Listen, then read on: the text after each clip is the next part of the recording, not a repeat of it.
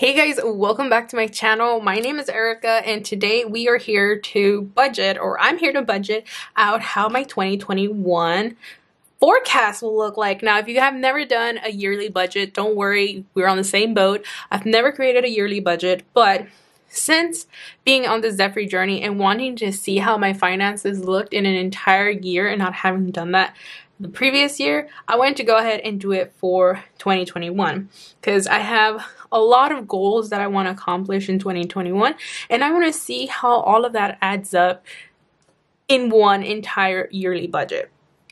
So I'm going to go ahead and lay down some stickers to set out my layout. Now, I am using an Erin Condren 7x9 monthly planner. This is just a normal planner with monthly calendars and a bunch of notes pages. That's all that it is, and I'll have a link down below.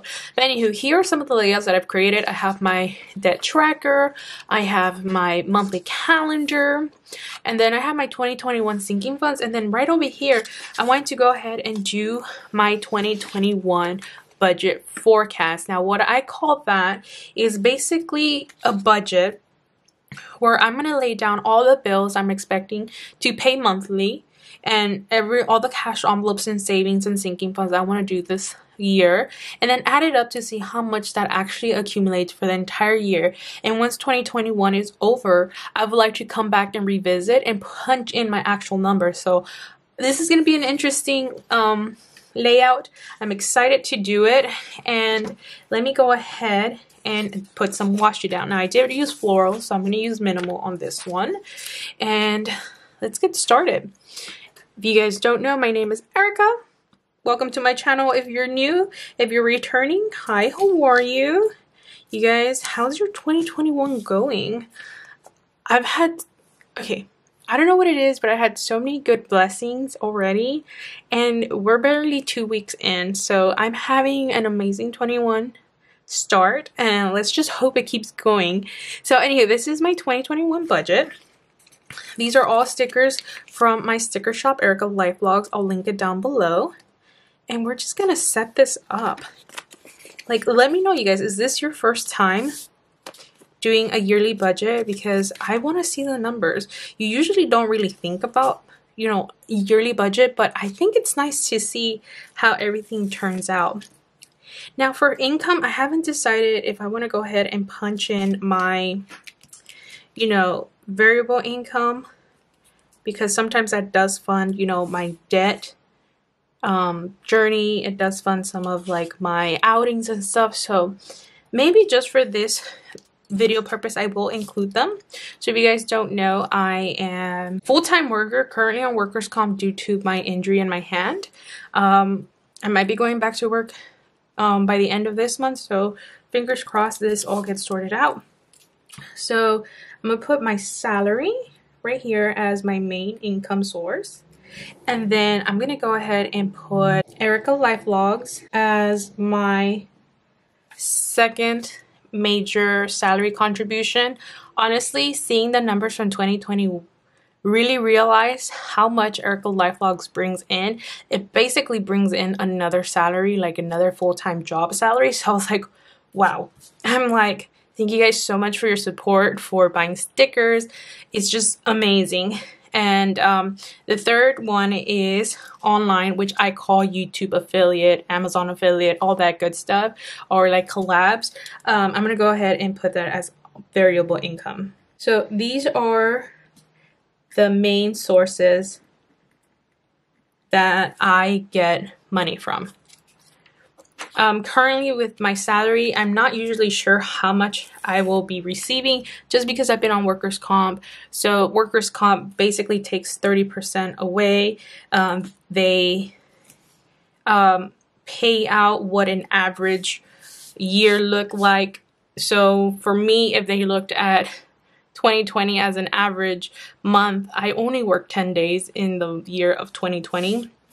The rest I was on like workers' comp because of my injuries, because of surgery, because of recovery and all that. So having an expected income for 2021 is not going to be the easiest because so far we've received bonuses. We received 2 income increases for like merit base and then just like inflation, I'm guessing. But I haven't seen that because I haven't been at work. So it'll be interesting when I get back to work, but I'm just setting this up for now. So I'm not gonna actually put an expected or an actual. I just wanna just lay it down so I can see by the end of the year how this is gonna look like.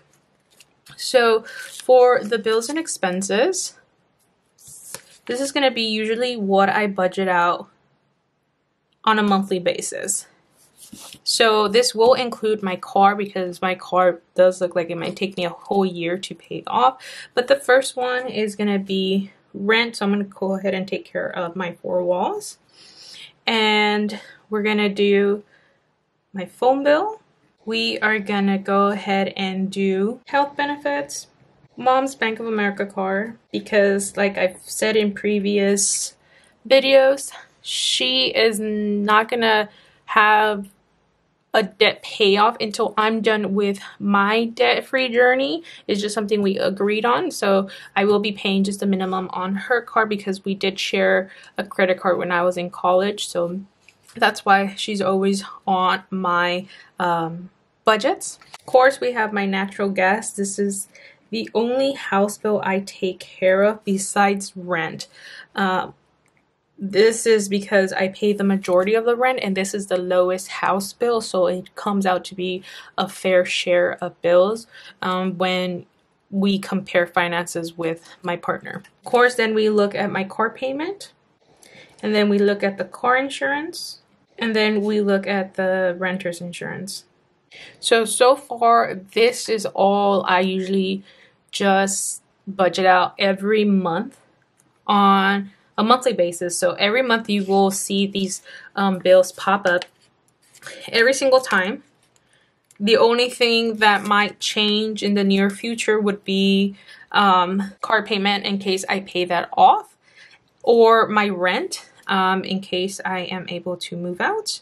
But we're not going to count those chickens because they have not hatched. So I'll go ahead and make my lines real quickly.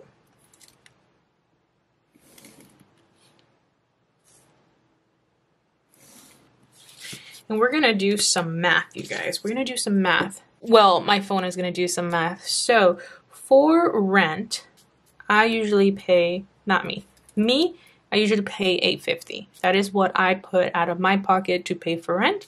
And if I do that for a whole year, I pay $10,200 yearly on rent. So that number hasn't changed all year long for 2020. So that's how much I paid for rent. And that's a nice half down payment in my area.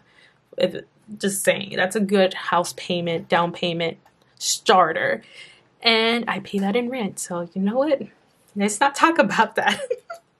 Next, let's do my phone bill. I pay $57 every month. And for 12 months, my phone bill comes about $684. Now, I am lucky enough to not have a lease, so I bought my phone right out. So this just pays for my phone bill usage and for insurance. So one of the things I like for people to consider is inputting their leasing amount and just seeing how much you're actually paying for your phone every time you add that leasing, and you can see the number just be huge. So that is one of the things that motivated me to buy my phone outright and to pay out my previous one. So phone bill doesn't seem as bad anymore. This month, my health insurance is, I'm going to go ahead and just put $133. That is, it used to be $128 the previous year, but with how health premiums go up every single year, mine went up to $132.86, I believe. But I'm just going to go ahead and do $133 even. So I have an even number and I don't have so much in change. So if I do 133 times 12, I pay for health insurance a premium of $1,596. Now, of course, this might change once I go back to work because then they'll automatically deduct it and I won't actually see it being taken out of my bank account. But for now, I pay $1,596. Now, it used to be lower, but since I opted out for Kaiser, Kaiser is more expensive than just your regular PPO plan that they usually give at my job. I just go for Kaiser because I have Kaiser near me. I love their service. I love how quick and easy in and out. It's just amazing. So that's them. For my mom, I usually give her $55 for the minimum payment over the credit card. She does her own payment on top of that so she can bring the balance down. But if I do that for a year like I did last year, I basically give my mom $660 a year for her to pay her card off. Natural gas, I've seen my natural gas spike up this year. I don't know if because taxes went up, gas prices went up, like natural gas, or it's because it's cold, but my bill has been shot up to $25 in my usual $20. So just to be, you know, on an average, you know, month, I'm gonna go ahead and put $25, and I'm gonna go ahead and do that for 12 months. So I'm expecting to pay $300 in natural gas this year.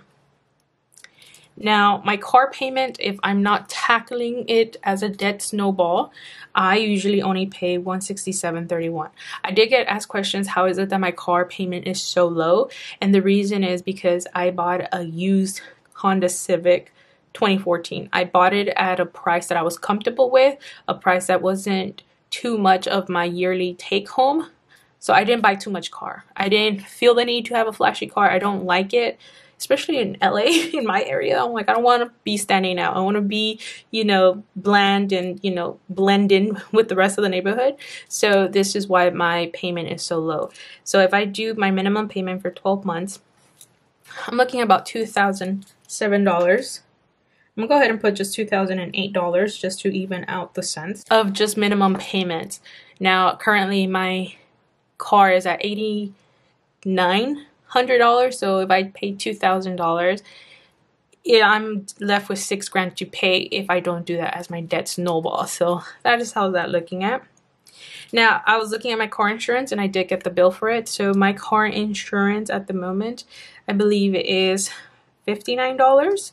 And if I do that for 12 months, my premium is $708. Now, this might change or not depending on a bunch of circumstances. This was on a monthly basis. I used to be on a quarterly basis, so we'll see, especially since my car insurance renews mid-year, which is kind of weird. But so far, $58 has been the plan, and that's full coverage for all I know, because mine's is still, you know, financed with the bank. And then renter's insurance is a solid $20. It's $18, I believe, but I'm gonna do a solid $20 because, you know, changes happen every month. So I'm going to do $20, and then for 12 months, I'm looking at $240 for renter's insurance for the year. So that's not bad. I really enjoy my renter's insurance. They're pretty reliant. They're pretty fast. And yeah. So if we go ahead and add all of these numbers up, I'm looking at about, most of my salary going into bills is $16,396. So that looks like about how much a percentage of my rent, my salary goes into that. About 16 grand goes into just household bills and car payment and a credit card that I shared with my mom. Next, we're going to do cash envelopes. This year, I went ahead and changed some of the amounts just because I adjusted how I was seeing 2020 happen. So the cash envelopes that I constantly use is groceries, gasoline, and spending. Clearly, I don't know how to spell spending, you guys. So those are the major cash envelopes that I use every day on a monthly basis that I fund regardless every month. Now I'm going to go ahead and make my lines so I can write this down. They might be crooked, but that's fine. So for groceries, I have bumped up my groceries to $3.75. It's just been working out for us, especially on the months that have more week than paycheck, if you guys understand. So it doesn't leave us too short-handed. $3.75 is perfect. I think I was doing $350 or $300, and for 2021 I decided that $3.75 is going to be like the perfect budget for us. So $3.75 times 12, we're looking at $4,500 for the entire year of just grocery money. Next, we do gasoline. Now for gasoline, I'm gonna go ahead and do it based on me working. So if I was working, I would go ahead and budget out $140 monthly to put, I think it's about $65 every 2 weeks, if I'm correct or not. And that was working just fine for me. So if I do that for 12 months, it looks like I spend about $16.80 on gas yearly to travel to and from work. Now for spending this year, I also decided to bump that up because I noticed that in 2020 I was having unbudgeted expenses, and that's because my spending allowance wasn't, you know, being realistic with how I am. So I decided for the year of 2021, $250 would be my monthly allowance. And that's the beauty about budgets, that you get to adjust your numbers based off the reflection of your previous year or your every quarterly review, because then the closer you get to amounts that, you know, cost less on budget expenses, that cost less unexpected expenses or bills, the better and better your budgeting gets. So for me, I realized that $250 was the sweet spot for me. So if I do that for 12 months, I spend about $3,000 on anything I want for myself. So if I add that up with the remaining categories, I'm looking about $91.80 on how much I'm planning to add to my cash envelopes for the entire year, which is kind of interesting. It's really interesting. Okay, for sinking funds, you guys, I did a whole spread right over here about my sinking funds. If you guys haven't seen this video, I'll link it up in our card. I explain my theory behind my sinking funds, the amounts or the goals I'm trying to reach, and as also when I start saving for them and the monthly contributions. Now, since I already have that as a total over here, I'm gonna go ahead and just put this number over here. So I'm gonna go ahead and just put 2021 sinking funds, so I know that this reflects this amount, and since they're right next to each other, I really don't have to write down every single one because it will just take up too much space. So here we go. So like I said, the budgeted amount is $29.94. That is all I'm planning on saving for sinking funds. These are the only sinking funds that matter to me and that I consistently see myself funding, which I've actually already started. So if you haven't seen my cash envelope stuffing, I'll link it up in the card above right here. So $29.94 for sinking funds for the entire year. I think that's a great number, especially when most of my money is planning on going into debt. Okay. Now that that's done, I do have another category that I added on here, and that is savings and investments. So by that I mean anything that I might contribute to my 401k, to my Roth IRA, to a self-employment, whatever you want to call it, based on my business, will go here. However, since currently I'm on workers' comp, I haven't been able to contribute to that, so I don't actually have a number that I might know what, like a ballpark of how much I've contributed before. So what I'm going to go ahead and do is just go into my portal, my employee portal, and see on 2019 how much I contributed to my 401k. So like that, I have like a rough ballpark of how much, you know, 2021 might look in the future as well. So for the looks of it, if I look at my previous year for my 401k, I never did max it out. I think 6,000 is the max out, but it looks like I went ahead and contributed $4,700. I rounded off from the $46.94, so I'm gonna go ahead and just say $4,700 is how much I contributed to my 401k the previous year of 2021. So 2019, that's how much I contributed. And that's because I wasn't doing like the full 15% or whatnot. I wasn't maxing it out. I was just contributing from time to time what I could. Sometimes I would raise it, sometimes I would lower it.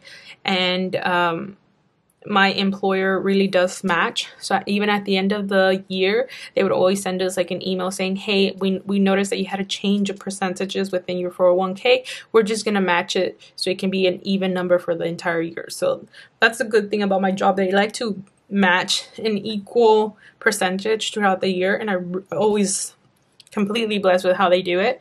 So that's how much I did the previous year. So I'm going to go ahead and do that. Now I want to go ahead and do a Roth for my online income that I kind of want to open for this year. So I'm gonna put Erika Life Vlogs. So Erika Life Vlogs. That's just how I like to do it. And I at least want to contribute about the same if I can. But actually I'm gonna cut that in half because I know a lot of it is with like contribution with my job or something. So I'm gonna go ahead and just do, if I can at least save $2,300 on a regular Roth for like my self-employment, that'd be great. That'd be excellent. And the last savings contribution would be my emergency fund. If you guys don't know, I have a plan to have an emergency fund and be debt-free simultaneously, and I do that with these sources of income. And for that, I think currently, we look back at my previous, I believe this is my emergency savings. Yeah, if we look at my previous emergency fund, I have a goal, a 6-month goal of $14,000. Now I have set aside money for moving out. So the money that I currently have there is about $6,200 currently, with the money set aside for moving expenses if I do find a new apartment. So if I go ahead and subtract that from my entire goal of 14,214, I feel like I should save about $8,000. Let's do that, $8,000, a solid $8,000 to finish off my emergency savings. Now I do want to go ahead and do an updated emergency savings budget. So if you're interested in that, let me know in the comments down below. But yeah, that is my savings plan so far. And of course, consider that this is going to come from my salary, my Erika Life Vlogs sticker shop, which is basically another salary in itself, and the variable income that I do from like online stuff like affiliate and YouTube. So that is how those numbers are working. It's not just my one income from my job. This is based on all of these combined. So I'm gonna go ahead and add this up. I'm looking at about, I want to save $15,000 for the entire year. So that is an actual forecast of what I want 2021 to happen. Now, something that I did not include here is a miscellaneous category, and that would be for like debt or for unbudgeted expenses that happen. Now, the reason why I didn't do that is because I wanted 2021 as a forecast just to be what I know I'm in control of. Because I'm not in control of debt payments. Like I'm not in control of unbudgeted expenses. But this gives me a clear view of like these bills will always happen no matter what. These categories will always happen. And these are goals that I'm aiming to happen regardless. So that's why I didn't put like debt payments here or anything. But yes, I do have a debt payment goal of $8,900 minus these $2,000. So about what, $6,000 of debt payment. So that is the goal I'm planning on doing, and that can vary. Like I said, it can vary from like job changes, bonuses, pay increases, all of that. But for now, what I need to make in order for all of this to happen is I'll add all of these categories up. So I need 16,396. So in order to accomplish that, I need to at least make $43,570 after tax, because that does not include any of the taxes and stuff. So $43,570. Now, if I want to go ahead and do my debt payment to pay off my car, I'm looking at how much do I have in debt for my car. Let me look it up. $8,990.81, I believe, in my car debt. And if I take out the $2,008, I need about, let's say, $7,000 of debt payment that I want to contribute. So if I add that to what I'm supposed to make, to the bare minimum to support this, I need to make about $50,552.81 to fulfill this. So I'm going to go ahead and put that number on expected. So I'm going to go ahead and put $50,552.81 to fulfill this and that miscellaneous category of debt. So I'm actually going to put that really quickly down here and put miscellaneous. This is what my budget forecast for all of 2021 will look like. Pretty interesting to see all those numbers. Pretty interesting to see how much is it that I need to make to fulfill this happen. So your girl needs to at least make 50 grand, or let's say about 60K, because I don't know about taxes, or 65K in order for all of this to happen. So possible, plausible, not impossible. So yeah, thank you guys so much for watching. I hope you guys enjoyed this video. Sorry if it's a little long and chatty, but I think it's nice to always see how your year might go. And at the end of 2021, I can't wait to revisit this and see how I did with my income, how I did with some of these categories, and just reflect on everything. So here's to 2021. Good fortune, good fame, good health, good everything. Lots of family, lots of love, lots of blessings to each and every one of you. So thank you guys so much for watching, and I'll see you in my next video. Bye, you guys.